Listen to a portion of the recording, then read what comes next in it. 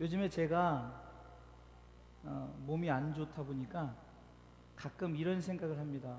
만약에 오늘 밤에 하나님이 나의 영혼을 불러 가시면 나는 과연 세상 사람들에게 어떻게 기억이 될까? 가장 가깝게는 아내에게, 또 자녀들에게, 또 성도들에게, 또 저를 아는 지인들에게. 우리가 옛말에도 사람이 죽으면 그 사람의 어떤 그 살았던 삶에 대해서 알 수 있다라는 말을 하죠. 그래서 많이 기억되고 추억되면서 어떤 그 사람이 이 땅을 떠났을 때 그 사람의 삶을 통해서 저 사람이 참으로 잘 살았구나. 인생의 마지막을 살면서 주님도 십자가 지시기 전에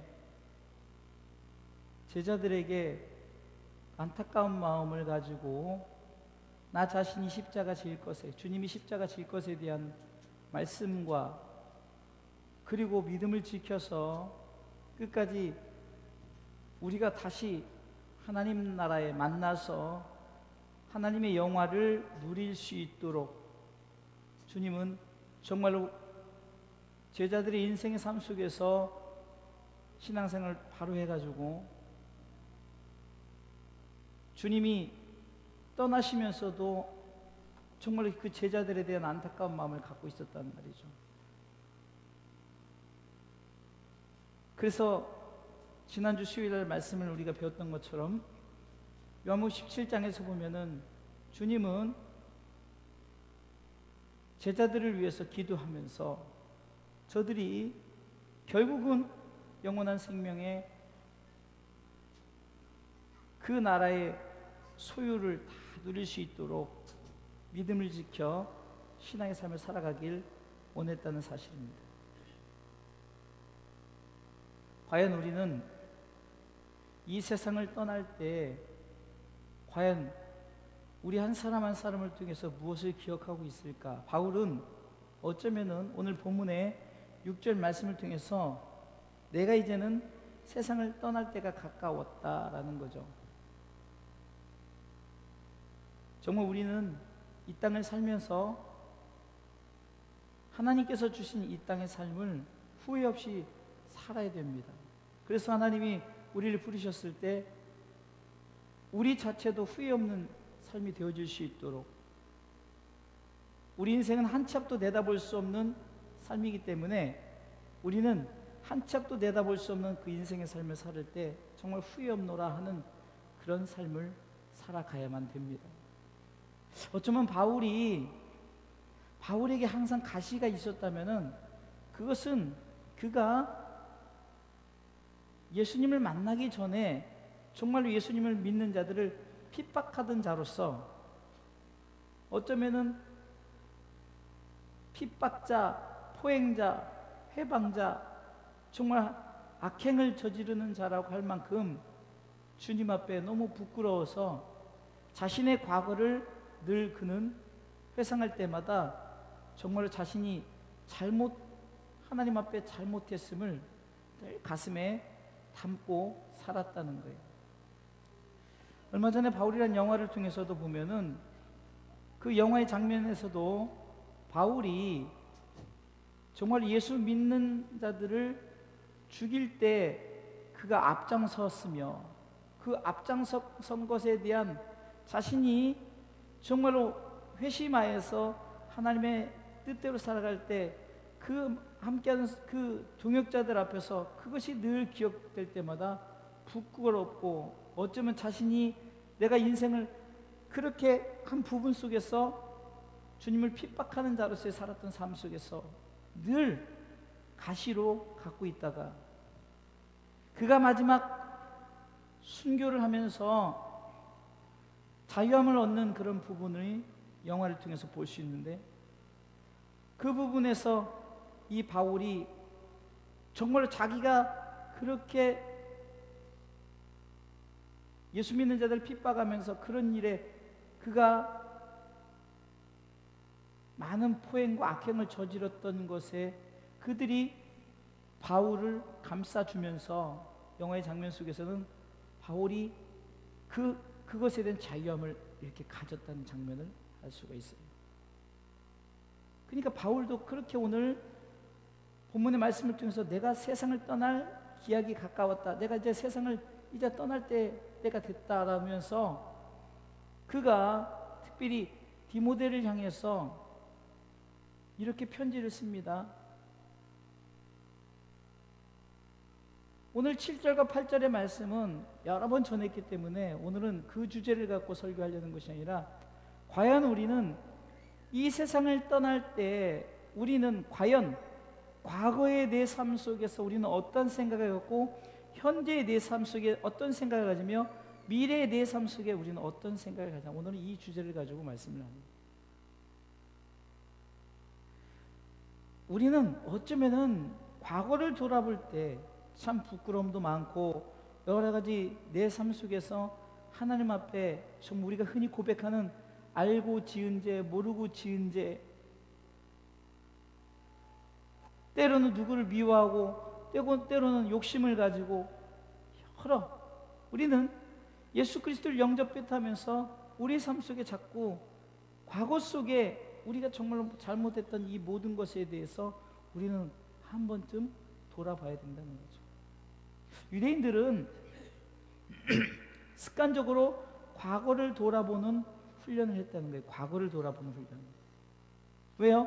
그것을 통해 나 자신이 정말 다시 한번 하나님 앞에 어떻게 다시금 살아갈 것인가를. 어쩌면 바울은 옛 과거를 통해서 자신의 부끄러움이 있었을 거고, 다메섹 도상에서 주님을 만난 그 후로부터는 그가 정말 열정적으로 주님을 위해서 살았던 것은 사실입니다. 때론 우리에게 하나님 앞에 부끄러운 과거가 있다면 다시 한번 철저하게 회개하시고, 세상 사람들은 그것에 대해서 다시금 문제를 삼을 수 있다 할지라도 주님 앞에 우리가 다 내어놓으면 주님은 우리를 용서하시면 더 이상 그것에 대해서 묻지 않으셔요. 바울은 철저하게 주님 앞에 자신의 과거에 대해서 완전히 주님 앞에 내려놓고 그는 현재를 살아갔다는 사실입니다. 우리가 잘 아는 사도행전 9장 1절로 2절에 굉장히 이 바울의 과거에 정말 엄청나게 무서운, 기독교인들이 치를 떨면서 무서워하는 장면을 우리가 볼 수 있습니다. 바울은 세상을 떠날 때 어쩌면은 이 부분에 대한, 정말 하나님이 나 자신이 그렇게 세상 예수 믿는 자들을 핍박했던 나 자신을 돌아봤다는 거예요.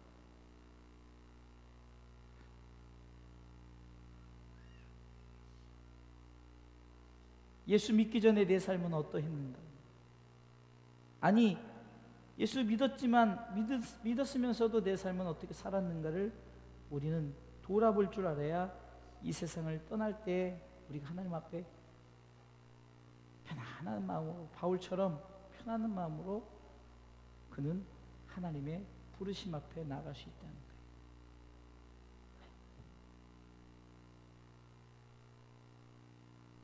서론에 얘기했지만 과연 나 한 사람의 죽음이 여러분들의 주변 사람들에게 어떤 인식이 되어질까? 저 또한도 어떤 부끄러움에 많은 삶을 가졌지만 요즘 들어 더욱더 내가 다시 한번 하나님 앞에 제2의 인생에 제2의 어떤 목회의 삶을 살아보려고 조금 화나는 것 있으면 좀 죽이고, 또 여러 가지 나 자신이 막 욕심 있는 것도 좀 내려놓고, 어쩌면은 하나님이 내게 주신 이 병이 바울처럼 어쩜 끊임없이 주님 이 병을 고쳐주세요 하지만, 그러나 주님께서는 네가 그것의 문제가 아니라 그것을 통해서 다시금 네가 하나님 앞에 내 앞에 어떻게 설까를 고백하는, 다시 한번 내가 하나님 앞에 고백하는 그런 시간이 되지 않았나. 그러면서 저는 제가 가지고 있는 이 당뇨의 병에 대한 것을 굉장히 긍정적으로 받아들이면서 스스로가 내가 그것을 받아들이면서 제가 이제는 이렇게 살아야겠다 하면서 제가 다짐을 하기 시작합니다.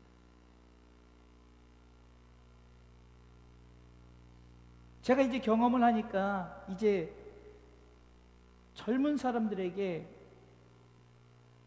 당신들이 50대, 60대 이때 발견되어지면은 늦었습니다. 그렇죠? 병이란 것은 누적되어 있다가 50대, 60대 이렇게 나타나지는 거잖아요. 그렇죠? 과거에 내가 어떤 그런 부분이 있어서 지금 현재 이렇게 삶을 살아가고 있는 것에 대해서 내가 과거에 돌아볼 때 내가 이렇게 살지 않았으면은 지금 내가 현재 이 병은 내가 있을 수 없는 거잖아요. 그러나 늦지 않았어요. 그래도 나 자신의 과거를 돌아볼 때 누군가에게 다시금 당신들은 이렇게 살아서는 안 됩니다라고 해야 된다는 거예요. 바울이 바로 그겁니다. 자기 자신의 과거를 얘기하면서 현재의 사람들에게 무엇을 요구합니까? 그렇게 살지 마십시오라고 말하는 거예요. 우리가 이 세상을 떠날 때 바울처럼 과거를 돌이키면서 나 자신이 과거에 부끄러웠던 그것을 인정하고 정말 주님 앞에 다시 철저하게 다 내려놓고, 그리고 그것으로 내가 현재의 삶을 살아갈 때 하나님 주님의 용서하심을 내가 입고 그것을 내 이제 사심을 받았으니 이젠 이 현재로서 내 삶을 어떻게 살아야 될 것인가. 바울이 그것이 현재 시점에서 그가 나는 이렇게 살고 있습니다라고 고백하는 장면이 바로 어쩌면은 7절 말씀입니다. 이게 6절은 과거의 장면을 얘기한다면은 7절은 현재의 나 자신의, 그러니까 바울의 모습을 얘기하는 거죠. 내가 떠날 기약에 가까웠을 때 하면서 사람은 누구나 과거를 되돌아보지 않습니까? 죽음 앞에서, 여러분 죽음 앞에서 과연 내가 어떻게 살았는가를 안 돌아보는 사람이 없어요. 다 돌아보게 되더라고요. 우리가 조금 아프기만 해도 어쩌면 나 자신이 내 속에 큰 병이 있지 않을까 하면서 나 자신이 과거가 회상이 되면서 내가 이렇게 했던 부분들을 나 자신을 돌이켜보지 않습니까? 그렇게 과거를 돌아보는 사람이 현재를 바로 다시금 하나님 주신 제2의 신앙의 삶을 살아갈 수 있다는 거예요. 그게 바로 7절입니다. 내가 선한 싸움을 싸우고 나의 달려갈 길을 마치고 믿음을 지켰으니라는 것은 현재 시점에 내가 이렇게 살았다라고 고백하는 거예요. 그러면 저희가 과거의 우리의 연약함과 부족함을 우리가 생각할 때 현재 어떻게 해야 됩니까? 이제는 더 이상 우리가 과거에 지었던 죄를 짓지 않도록 현재를 살아갈 때 하나님 내가 최선을 다해서 내가 이렇게 살아왔습니다라고 우리가 고백해야 되는 거예요. 아멘. 어떤 오늘은 내용적인 생각보다 내가 어떤 과거의 삶 속에서 현재를 돌아보고 현재를 우리가 어떻게 사는지에 따라서 미래가 결정되는 거죠. 그렇죠? 여기서 말하는 것은 당연히 영적인 겁니다. 육적인 것 아닙니다.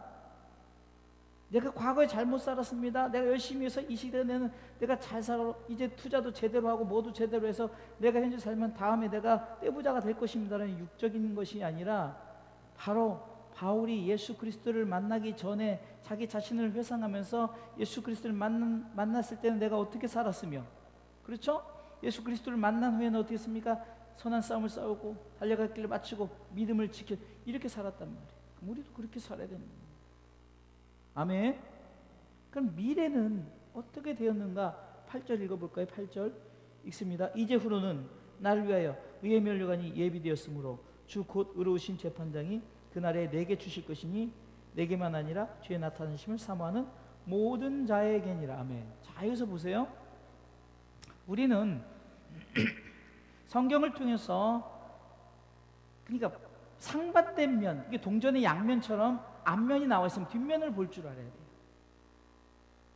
자, 그러면 과거에 예수 그리스도를 알기 전에 바울의 모습을 통해서 바울이 현재 정말 그가 선한 싸움을 싸우고 달려갈 때마다 믿음을 지키는 이런 현재의 삶을 살았을 때 과거에 자신에게 무엇가 줬죠?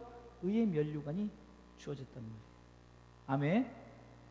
그래서 요한복음 24절에 보면은 주님이 오셨을 때 우리는 어떤 부활이 이루어지죠?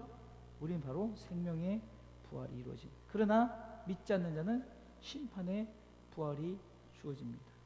자, 그런 것을 봤을 때 그러면 의의 면류관이 주어지려면은 현재를 그렇게 살고, 그렇게 살지 않으면 어떻습니까? 의의 면류관이 주어지지 않는다는 거죠. 동전의 양면을 생각해 봐야 되는 거예요. 우리는 그냥 의의 면류관이 주어질 것에 대해만 생각하지만 반대로 내가 만약에 그렇지 않으면 심판의 대상이 되어지고 내가 미래 하나님 앞에 심판의 대상이 된다면 얼마나 정말 때로는 두렵지 않습니까? 그리고 우리는 신앙의 삶을 살면서 우리는 어떻습니까? 항상 우리 마음속에 어떤 자세를 가져야 됩니까? 미래를 우리가 바라볼 줄 알아야 되는 거예요. 미래에 대한 우리가 하나님께서 제시한 그 미래를 바라봐야 됩니다. 할렐루야. 요한복음 5장 24절에는 제가 성경을 잘못 29절인데 24절부터 먼저 읽겠습니다. 내가 진실로 전실로 되기를 내 말을 듣고 또 나를 보내신 이를 믿는 자는 영생을 얻었고 심판에 이르지 않았느니 사망에서 생명으로 옮겼느니라. 아멘. 자, 이 부분을 통해서도 분명히 무엇을 봐야 됩니까? 내가 믿었다는 거죠.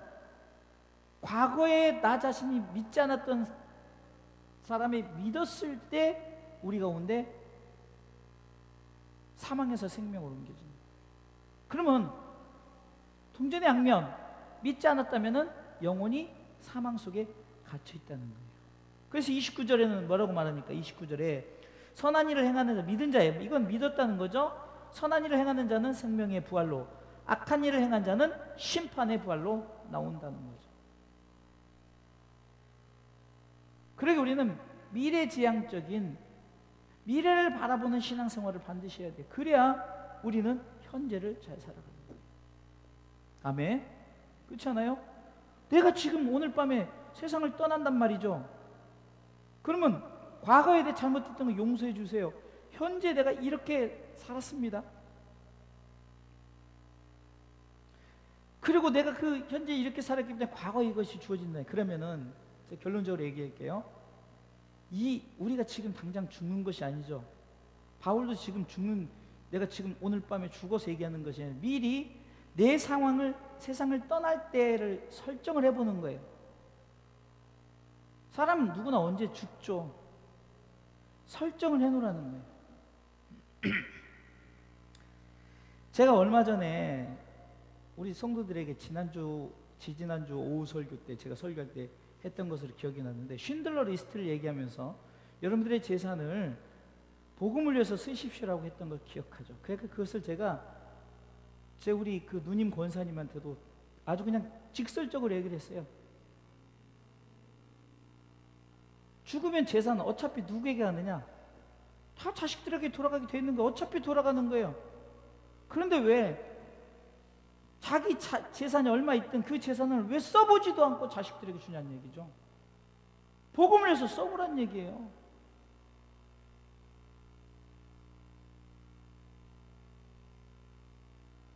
아니, 복음을 어떻게 돈으로 삽니까?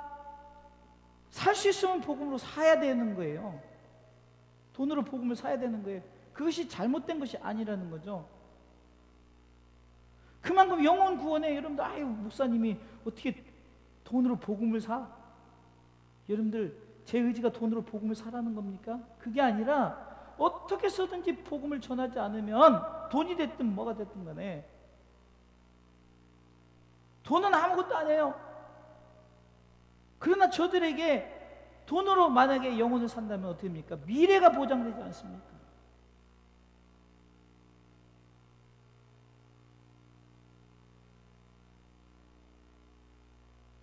정말 우리가 이 세상을 떠날 때란 if 만약이죠. 가정이잖아요. 가정. 그 if 용법이라고 해요. 만약에 내가 세상을 떠난다면 반드시 과거를 돌아보세요. 예수 믿기 전에 나 또한 내 삶 속의 과거. 그럼 예수 믿을 때는 내가 어떻게 살았나? 영적으로는 내가 그 예수를 믿고 난 후에 내 삶에 어떻게 살았나? 그것도 과거로 될 수 있죠. 그럼 현재 나는 어떻게 살아야 될 것인가를 우리가 정확하게, 그래서 예배드리고 그렇게 헌금하고 그래서 우리가 헌신하는 거예요. 그걸 저한테 보상받으려고 하지 마시고, 정말 믿음 있는 사람은 보상을 누구한테 받으려고요? 의의 면류관이 예비된, 누가 주세요? 오늘 본문 보세요. 디모데후서 4장 8절에 의로우신 재판장이 주는, 그죠? 우리 가운데 주 곧 의로우신 재판장이 주는 거예요. 제가 주는 게 아니라. 믿음이 있는 사람은 말씀을 바라보는 거예요. 말씀 속에서 지시하는 그것을 따라가는 거지 사람이 지시하는 걸 따라가는 게 아니란 말이에요. 저를 탓할 수도 없고, 우리 목사님은 맨날 이래라 저래라 제 얘기하지만, 저는 성경 얘기를 저도 이렇게 합시다는 거지 나는 안 하면서 니네만 하라 이게 아니잖아요. 저도 굳이 노력을 해요. 때로는요, 제가 이렇게 가정 속에서도 뭐 진짜 막 화날리고 막 진짜 막 그런데도 옛날 같았으면 진짜 화냈고 막 그렇게 했을 거예요. 근데 이제는 과거를 돌아보는 거. 내가 애들한테 잘못한 게 있는데, 또 우리 집사람도 가끔 나한테 사모님도 그러면 내가 우리 사모님한테 해준 것도 없는데. 감사한 거는요, 지난주 성탄절 끝나고도 제가 정말로 우리 사모가 너무 고생했잖아요. 우리 성도들 다 고생했지만 그건 이제 개인적인 제 입장에서는 사모라고 보기 전에 제 아내를 봤을 때 참 여러모로 참 고생하고 막 그랬잖아요. 그래서 제가 그냥 갑자기 제가 그냥 뭐라고 했냐면, 오늘 먹고 싶은 거 얘기해, 맛있는 거 사줄 테니까 이렇게 했어요. 그런데 그렇게 하려고 했어요, 사실은.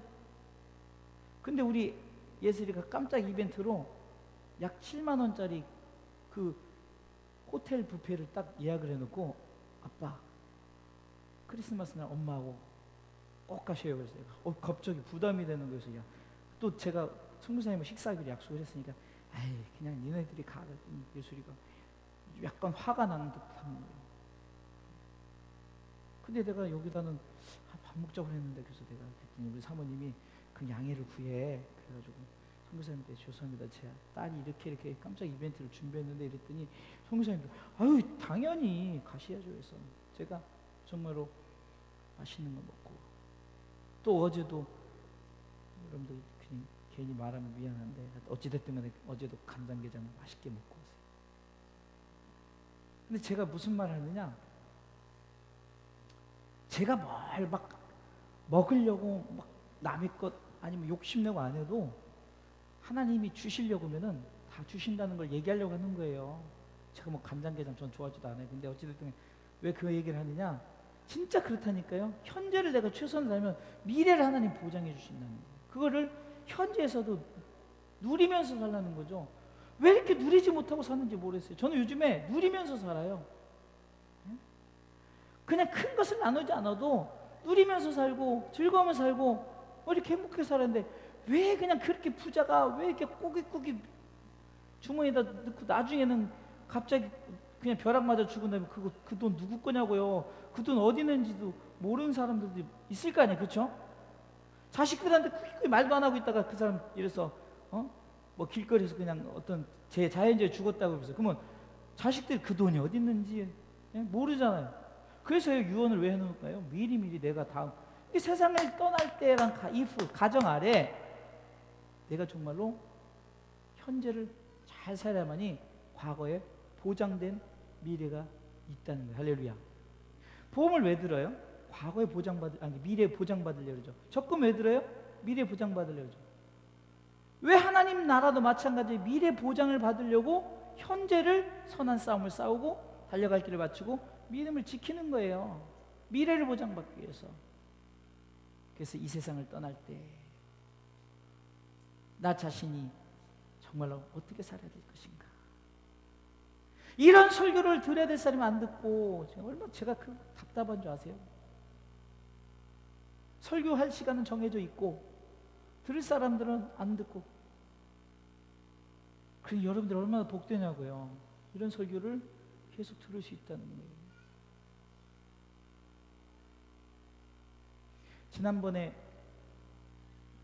성탄축제 때 필리핀 MFC 선교에서 와서 같이 예배를 드리면서 필리핀 두 분이 그나마 조금, 사모님은 한국말을 좀 많이 알아듣고 이쪽 분은 한국말이 한 10%, 20% 알아들어요. 근데 제가 이렇게 설교를 했더니 이 두 분이 굉장히 은혜를 받더라고요. 많이 알아듣고. 그러면서 이 사모님이 뭐라고 했냐면, 사모님이 저한테 목사님 설교 정도 되면 제가 통역을 할 수 있겠네요 그러는 거예요. 이 말은 자기 MFC 선교회에 내가 이제 와서 설교해도 통역할 수 있다 이런 말로 제게 들렸어요. 그래서 제가 오늘도 그 선교사님 부분을 만났어요. 만나면서 뭔 얘기를 했냐면, 원고 이렇게 주고 그러지 마시고 그냥 목사님 원고를 받으, 물론 원고를 주되 그냥 과감하게 사모님을 믿고 설교를 하시라 목사님이. 그럼 사모님이 번역하면서 둘 다 주의 종이니까 다 성경이 더 그 통역하기 쉬워요. 왜? 이 사람, 이 통역하는 사람 믿음이 있기 때문에. 믿음이 없으면 통역이 어렵죠. 무슨 말인지 요셉을 얘기해도 세상 사람 요셉을 얘기하는지 성경이 요셉이라는 사람이 있는지 없는지도 모르는데, 그런데 성경을 알기 때문에 오히려 통역이 쉽죠. 왜? 내가 이렇게 말해도 이 사람은 그 영어든 따갈로거든 자기가 그 어떤 목사님의 이 설교자의 중심을 알아서 하기 때문에 정확하다는 거예요. 저를 똑같이 안 해도 되는 거예요, 그게. 그래서 제가 오늘 그 부분을 말씀을 드렸어요. 그러면서 상당히 그 제 설교에 대한 어떤 굉장한 그 도전을 많이 받았어요. 우리 성도들이 그래도 감사한 거는 참 설교를 듣는 이 그 어떤 그 스폰지 같이 듣는 게, 근데 한 번만 들어서 될까요? 아니에요. 계속해서 반복해서 들어야 돼요. 그래서 옛날에는요, 그냥 예배 때마다 다 나와서 예배 막 드리고 막 그 예배 속에서 말씀을 적고 막 적고 막 그렇게 하고 막 이렇게 했었어요. 다들 신앙사 그렇게 해야 돼. 이게 그 뿌리가 있어서 지금 현재 4세대가 있는 거예요.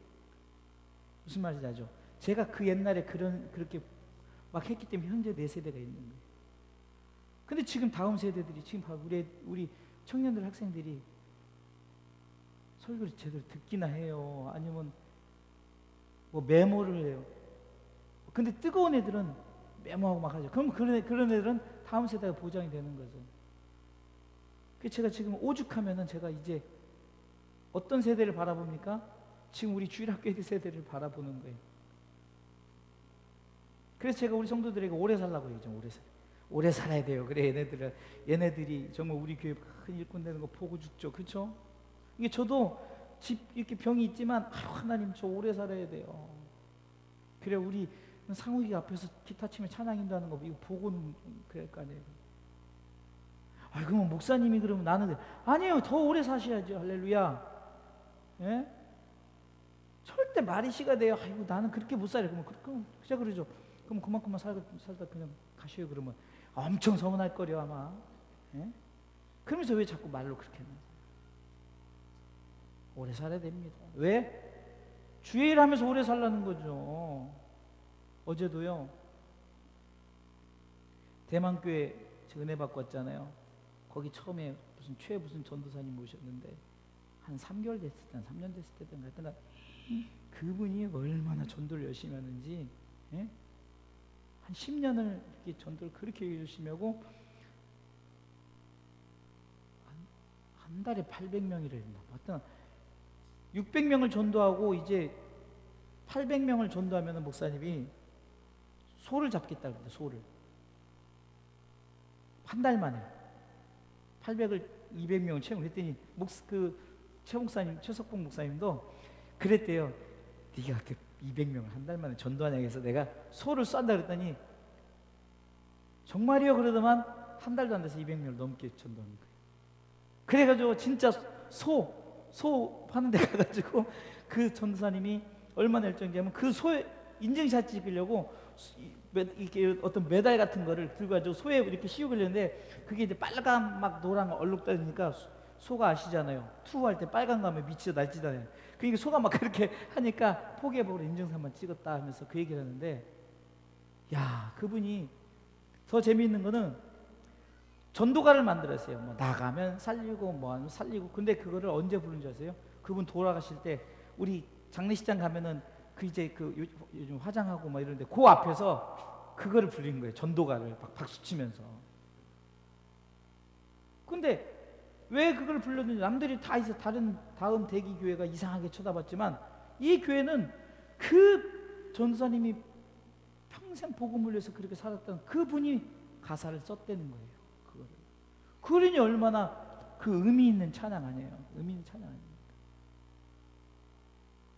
이 세상 떠날 때 저나 우리 권사님이나 우리 목사님, 우리 사모님 또 우리 함께 우리 성도들이 정말 하나님 보실 때 의미 있게 과연 네가 참 잘 살았노라, 내가 너에게 의의 멸령을 씌워주겠다는, 예? 이 미래를 바라보면서 신앙생활 해야지 자꾸 현재 아이고 죽겠네 그러면 이 세상이 어차피 힘들어요. 예?